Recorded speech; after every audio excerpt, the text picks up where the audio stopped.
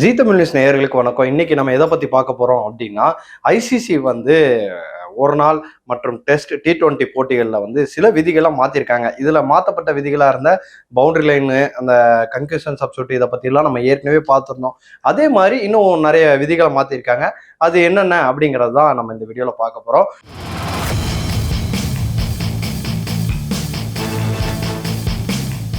T20 one டேல இருக்கிற மாதிரி ஒரு ஓவருக்கு ஒரு 1 மினிட்குள்ள அந்த ஓவரை வீசி முடிக்கணும் அப்படிங்கிற ரூலை டெஸ்ட்டுக்கும் கொண்டு வராங்க.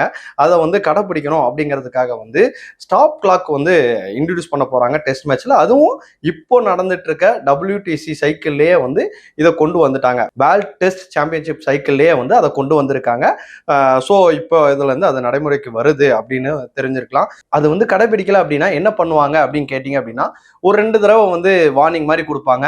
3வது தடவையும் அதை இது பண்ணாங்க அப்படின்னா பேட்டிங் டீமுக்கு ஒரு பெனால்டி ரன்ஸ் அப்படின்னு சொல்லி ஒரு 5 ரன்னை வந்து கொடுத்துருவாங்க. அதுதான் வந்து இப்போ நடக்க போகுது. இதுதான் வந்து இப்போ ஐசிசி அனௌன்ஸ் பண்ணியிருக்க முதல் விதியா இருக்கு. அப்போ 2வது விதி அப்படின்னு பாத்தீங்க அப்படின்னா, எச்ச தொட்டு பந்தை வந்து ஷைன் பண்ணுவாங்க. பந்து வந்து இதாகணும் அப்படிங்கிறதுக்காக ஷைன் பண்ணுவாங்க.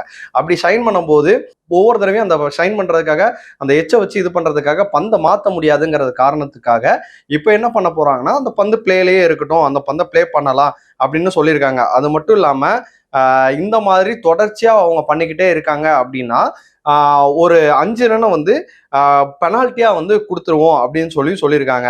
அதாவது பவுலிங் டீமுக்கு பெனால்ட்டியா அந்த 5 ரன்னை மைனஸ் பண்ணிடுவாங்க. அதே நேரத்துல பந்தோட தன்மையை பொறுத்து தான் அந்த பந்தை மாற்றணும். பந்து எப்படி இருக்குங்கிறத வச்சுதான் மாற்றணும். எடுத்த உடனே நீங்க பந்தை மாற்றக்கூடாது அப்படிங்கிறதையும் ஐசிசி சொல்லியிருக்காங்க. இது இல்லாம இன்னொரு ரூல் அப்படின்னா, விக்கெட் கீப்பர்கிட்ட பந்து போயிடுச்சு, கேட்ச் ஆயிடுச்சு. அந்த கேட்ச் வந்து அப்பீல் பண்றாங்க. அது பேட்ல பட்டுச்சா பேட்ல பட்டுச்சா அப்படிங்கும்போது அல்ட்ரா எட்ஜில் தான் செக் பண்ணுவாங்க. அது வந்து பேட்ல பட்டு வந்துச்சா இல்லை பேட்ல பட்டு வந்துச்சா அப்படிங்கிறத பார்ப்பாங்க. அப்படி பார்த்தாங்கன்னா அவங்க கேட்சுக்கான இதுக்காக மட்டும்தான் போயிருப்பாங்க. ஸோ அதை மட்டும் செக் பண்ணுவாங்க முன்னாடி. ஆனால் இனிமேல் என்ன பண்ணுவாங்கன்னா, அது அல்ட்ரா எட்ஜில் பார்த்தது மட்டும் இல்லாமல் பேட்ல பட்டுருச்சுன்னா அது LBW முறைப்படியும் அதை செக் பண்ணுவாங்க. ஸோ அது LBW அந்த இதுல வந்து செக் பண்ணும்போது அது அவுட்னா அது அவுட் கொடுக்கறதுக்கான வாய்ப்புகள் இருக்கு.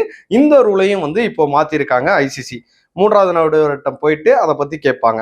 அதாவது ஒரு சில கேட்ச் பிடிக்கும் போது ஒரு சில விக்கெட் கீப்பர்லாம் பிடிக்கும் போது பால் பவுன்ஸ் ஆகி வந்துச்சா, இந்த மாதிரியான ஒரு சில கன்ஃபியூஷன் இருக்கும். கரெக்டா கேட்ச் பிடிக்க முடியாம ஒரு பால் பவுன்ஸ் ஆகி பிடிச்சிருப்பாங்க. அந்த மாதிரியான இதெல்லாம் இருக்கும்ல. அதாவது ஃபிங்கர் வந்து அடியில இருந்திருக்கலாம்.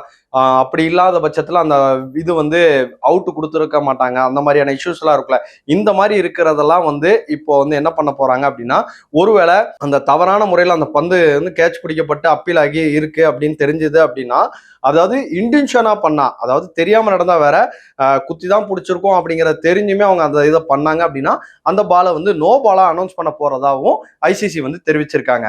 இதுக்கு முன்னாடி நோ பால்ல விக்கெட் ஆகிட்டாங்க அப்படின்னா அந்த நோ பாலை வந்து வெறும் செக் பண்ணிட்டு அப்படியே விட்டுருவாங்க. கேட்ச் வந்து எப்படி பிடிச்சாங்க அப்படிங்கிறதெல்லாம் செக் பண்ண மாட்டாங்க.